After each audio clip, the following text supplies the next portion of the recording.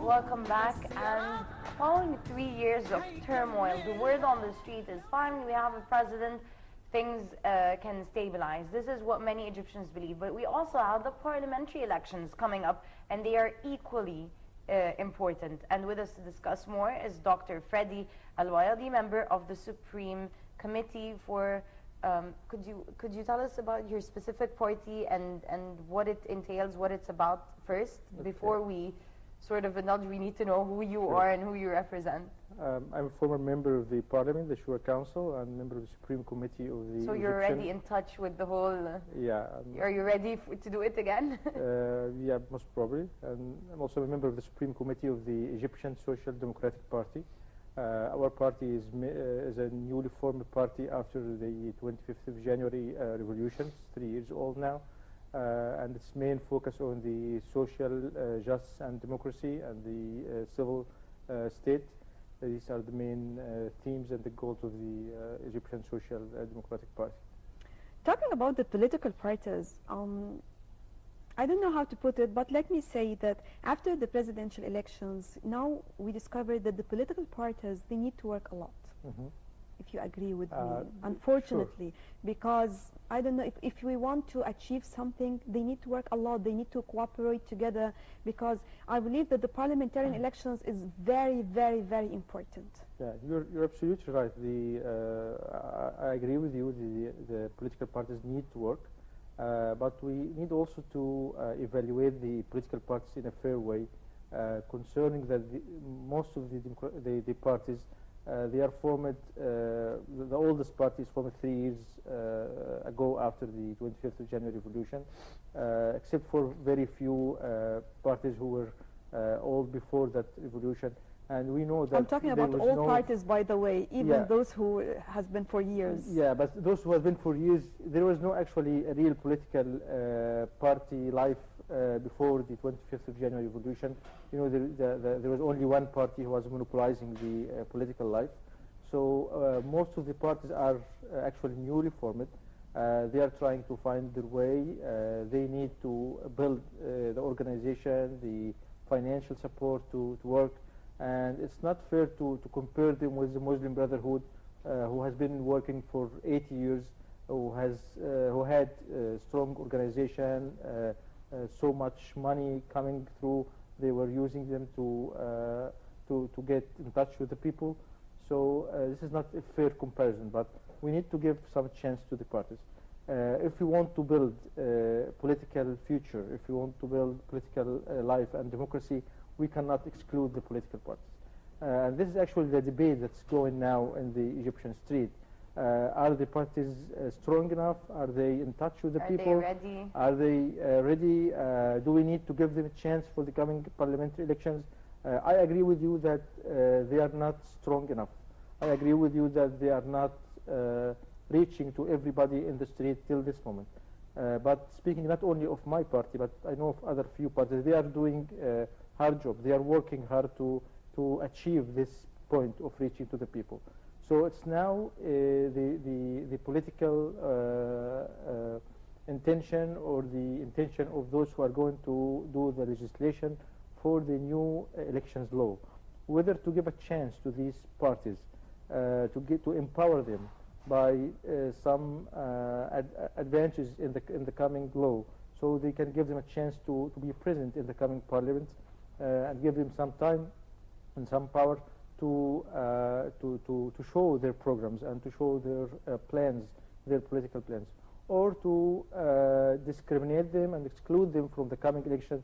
And this time we are actually killing the political life in the future if we don't allow the political parties to have their rule in the coming parliament, especially that with the new constitution. Well, it wouldn't be totally excluding them. It would just not be, would be giving more leeway for individuals as opposed to political parties, because unfortunately, following the 25th of January revolution, political parties had a chance to, for example, for a coalition. A lot of weight was given to them, and they sort of disappointed Egyptians. I don't want to use the word disappointed, but they did end up disappointing Egyptians. So in that sense, are they really being marginalized, or is it just giving them time to ready themselves to realize how they're going to, for example, which parties are going to merge together, because you have so many parties at the moment?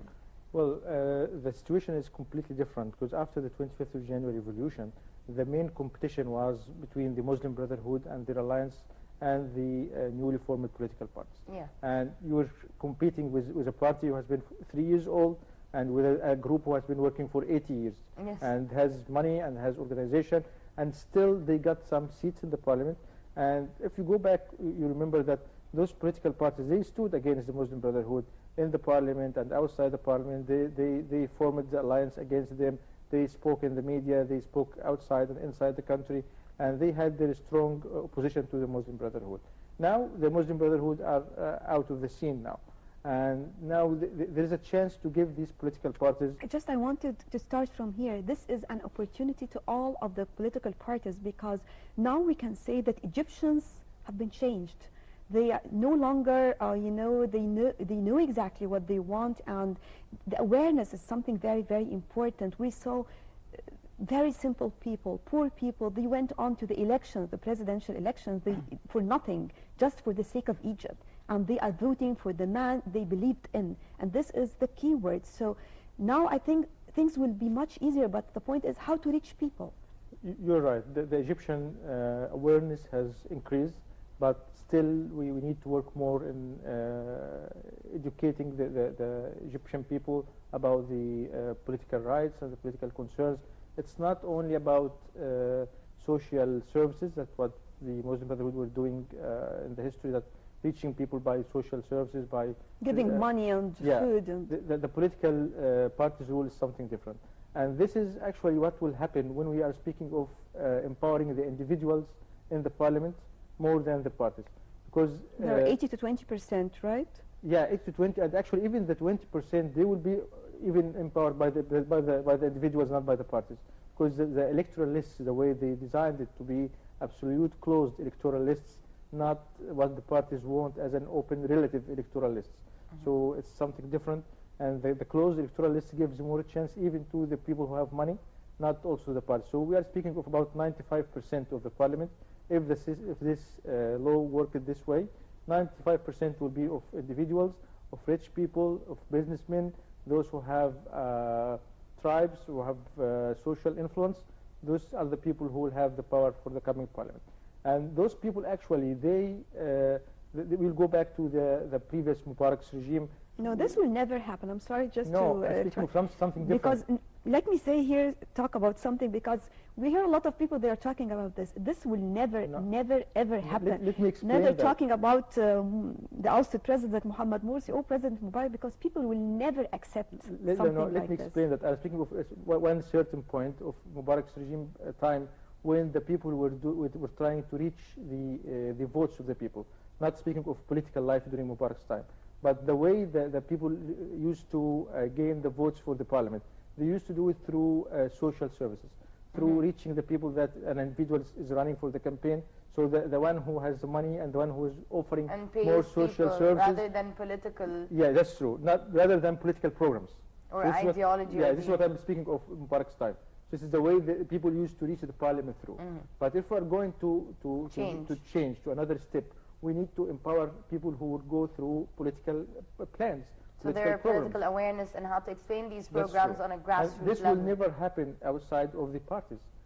Even if you are speaking of individuals running under the party, we need to reach a point where people will go and vote for an individual or for a list because they believe in their program, not because this person, I like his family, or he's going to serve my children, or he's going to build a bridge in the village, or whatever of social services, which is not actually the real rule of the parliamentarians. Their role is to do legislations, to have political programs for the future of the country. And to make sure the government builds that bridge. Yeah, that's true. But also each of the members, he is in a certain area and he is also responsible for all the problems in that area. If That's not the rule of the parliamentarians. This I is know, the rule of but the local councils. Yes, which I know. have But been actually marginalized. the issue to be discussed in the parliament is very important because I'm talking about the, some major issues, not personal problems in a certain area, for example. We saw many of, questioning ministers, for example, and just as you mentioned right now regarding important issues in certain areas in Egypt. You're right. The main role of the parliamentarians is to have supervision over the government, is to share in the legislations, yes, but not to share in the local villages and cities problems and to serve their social services. This is the role of the local village council. I mean, how far the government is serving this area, for example, or the problems the people are suffering from. Yeah, but there is something else. The village council and the city councils, which haven't been working for a long time. This is the rule, is to deal with the local problems, to deal with the social services and the needs and the utilities of the village and the city. So speaking of upgrading the political life, if we need to reach a real political life, we need to shift it from the individual way of reaching the parliament to the political plans and political parties to give them some empowerment in the coming parliament. So I believe, I might agree with you that the political parties are not strong enough. So we have one of two choices, either to empower them or to make them weaker and kill them. So I believe that the draft for the elections law, it must be actually given some time for the discussion with the political parties, with the dialogue, and there is no rush for this. The coming parliament is very important and has actually many authorities given by the new constitution. Okay. So we need to wait and not to rush for it until there's real kind of agreement for most of the people and most of the political parties. What sort of legislation ought they focus on primarily? The coming parliament? Actually, there are some legislations that are put by the new constitution. Many articles of the new constitution that require new legislations regarding health and economy and education and some other what should laws. the parliament first tackle, first focus? Because as stated by elect President Abdel Fattah al-Sisi, we need to work and there's no time, and he's sort of given this ripple effect, this idea for all Egyptians that there's no time. So what ought the parliament tackle at this point? What is the main thing Egypt needs to focus on at this point? I believe they should focus on the economic situation, the laws that will encourage investment and encourage tourism, all aspects of economy. This is very critical part and there's critical need for that. So this is one of the main... But not a parliament constructed of businessmen, for example, because then you're not allowed to, apparently as a new rule, you're not allowed to have your own business and run for parliament as well. You can have your own business, but you can't do, according to the law, you cannot do deals with the government, for example, when you are inside the parliament. So it doesn't marginalize businessmen? No, it doesn't marginalize businessmen. But you also mentioned when you were talking about legislation, something about health of the people, education, all of this, right? Yeah. So these are also important issues. Sure. And again, this will take us to what people are suffering. I mean, these are social services. Yeah. You know, when I asked you in the beginning, this is another issue. Yeah, but it's completely different when you design or I think this is something that we all suffer. Yeah. Not only certain places in Egypt. Yeah, this is something completely different. Speaking of a political party program approaching health problems, this will be by, for example, applying for a new law or a new system of health insurance. This will affect or solve the health problem for all Egyptians. This is an approach of a political party.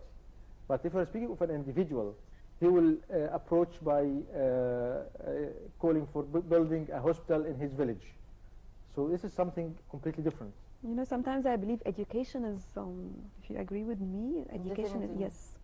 something very, very important. Economics, education, you know, because But how can political parties then, because what you've stated is very important. We don't want to go back to this whole idea of why you're voting. We need to change that. I'm voting because I'm convinced by your program, by your idea, rather than what you are going to give me in service. That's true. So what can political parties then do to sort of have this grassroots awareness, be it leaflets, be it on the ground, because we're not really seeing the hard work on the ground that political parties are doing in that respect, for example?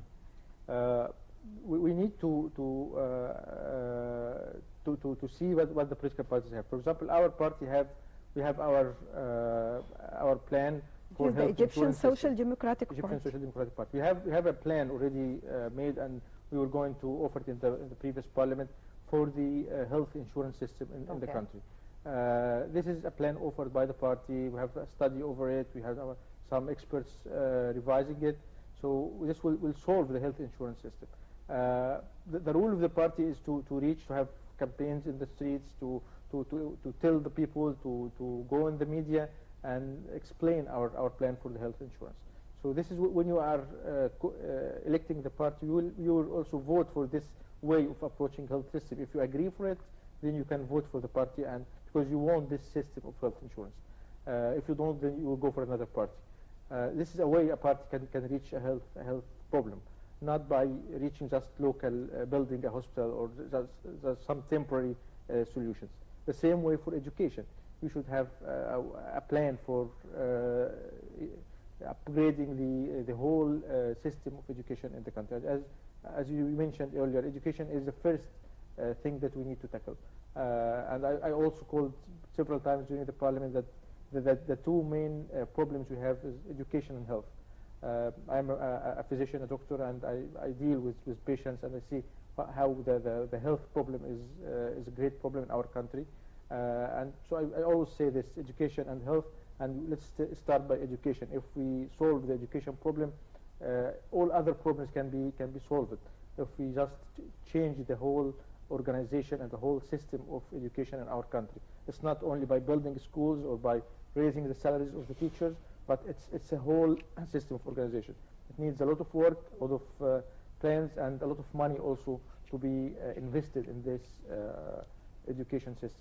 You know, I used to hear this since I was in the secondary school, talking about the education, you know. Because I didn't know nothing happened till that time. But let me also ask you, because you can just, I'm talking about all of the political parties, can take this as a chance to work even, I don't have to do it for this upcoming elections maybe, but we have to make or to put our basis, to lay down the basis. How can you do this? Okay, but I cannot exclude the coming election, because how can... Definitely, I'm not excluding, but I'm talking, we need to work, even if I'm not moving on to the parliamentary, to the parliament, but still the political party exists, and the party has its role. So how can we do this? Okay, but actually the political party has no authority to change the health system or the education system unless they have a power. Unless they are in the government or in the parliament. If this party is not in the parliament, they're not going to do anything? They have very, very minimal rules they can do, only by having some campaigns, educating the people, but they don't have a real authority to change things. They don't have a real authority to have to implement a health insurance system or to implement changes in the education system. You can just speak in the media about it. This is what the people actually are criticizing in the parliament. They say they only talking in the media, they are only dealing with the educated people, but they don't have other paths to tackle.